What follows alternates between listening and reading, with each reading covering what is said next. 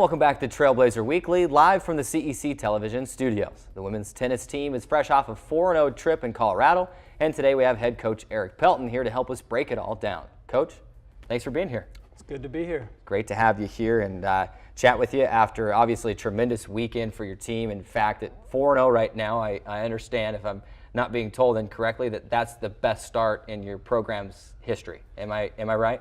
It is, yeah. I mean, it's the best start we've had, and like I say, from starting the program 10 years ago to where we are now, yeah, they dominated these first four matches, which we've done well in the past, but never quite this well. Yeah, certainly you can't ask for a better start than that. And if I looked at the stats correctly, really only lost, what was it, 4 matches total in singles play the whole weekend, and it just was a dominant performance for your team. So let's look at that. I mean, let's look at it each day by day. We'll break it down. On Thursday, you're there. You're taking on the host school, Colorado Mesa, and what was one of the closest matches for you all weekend. You get the 6-3 win to start the weekend off on Thursday. How important was that win and vital to getting momentum going forward throughout the weekend?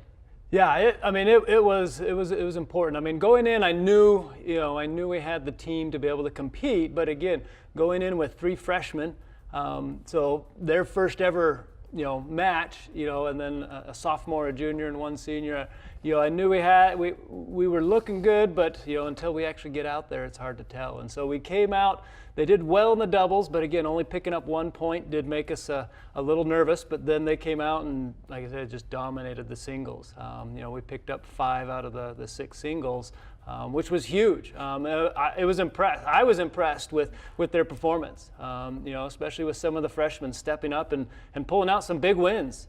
So it was exciting.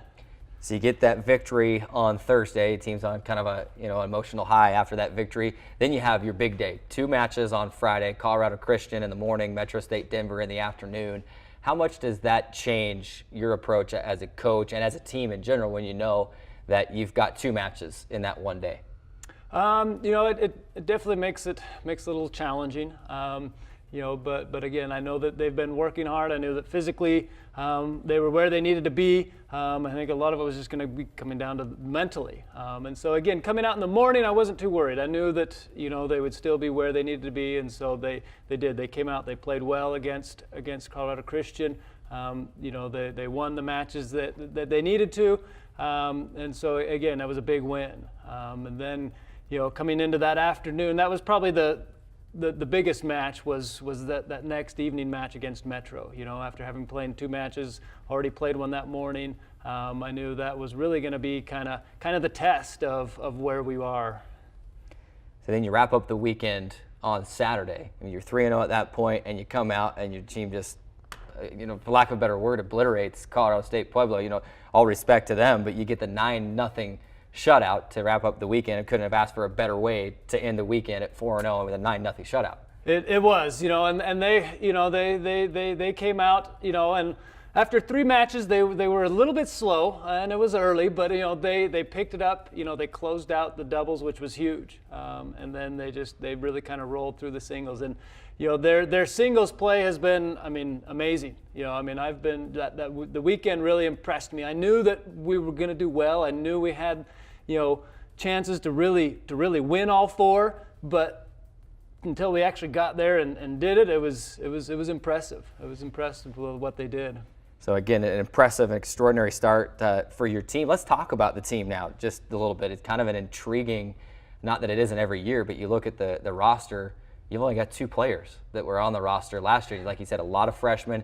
You got a good transfer coming in from a different school, and Alex Makashov, but some very talented freshmen. But just talk about the dynamic of that. You only return 2 players, and you're starting with a whole fresh start this year. Yeah, we are. Yeah, I was, like I say, with only two returners, we were a little slim, but I knew coming in that we had some talent coming in, and so it was exciting. I felt that we had the best team we've had probably ever, and so to actually be able to get out there and see it. But no, coming in with the freshmen, no, it's been impressive. Like I say, I've been highly impressed with them and their ability to just go out and win right away. And dealing with those pressure situations and overcoming them. And definitely Alex as a junior as a transfer coming in. I mean, she's played 2 years, at some good schools, has some experience, and she showed that. I mean, she helped us in our Metro win. She was down, 2-5, 40-15, so match set point. She came back, won that set, and then closed out the second set, which I think really helped kind of drive that victory home. So yeah, it's been exciting to kind of see the dynamics of these new girls come in and just step up and take charge.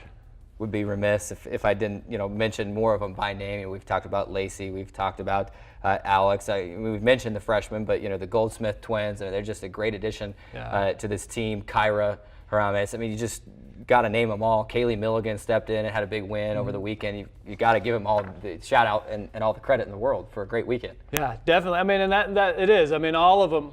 As you mentioned, all their names. We can talk. I could tell you stories about every one of them this weekend and just what they did and go on. But yeah, it was awesome.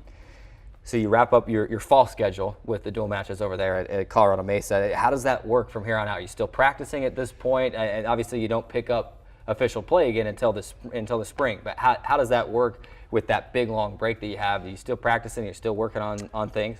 We are. We go into kind of our off season where we can only do a couple hours of individual work a week. So I'll be working with the girls, for an hour or two every week, and then they can continue their conditioning. But again, we don't really pick up full practice again until we get back into it in January. So we do as much as the NCAA will allow us, and that's kind of where we're coming in at. So. Well, we appreciate you stopping by today and just breaking down the weekend with us. We're just, like you, just excited and thrilled about this new team, about what you've done over the weekend, that 4-0 start, and hope that you can continue to build on that in the offseason, and we'll look forward to what you do this next spring season. Before we let you go, we do have our Trailblazer Weekly hard hat here for you to sign. Each of our guests that has stopped by has signed that thing, and that just kind of represents the hard work that the good folks here at CEC did in building our new set for our interviews here on Trailblazer Weekly. So pick a spot on there and sign it. While he does that, it's time to tell you that it's time for another timeout here on Trailblazer Weekly. When we come back, we'll take a look ahead at the next week in Dixie State Athletics, as well as hear from football senior Aubrey Reed in our player profile feature. Stick with us. There's more Trailblazer Weekly after this.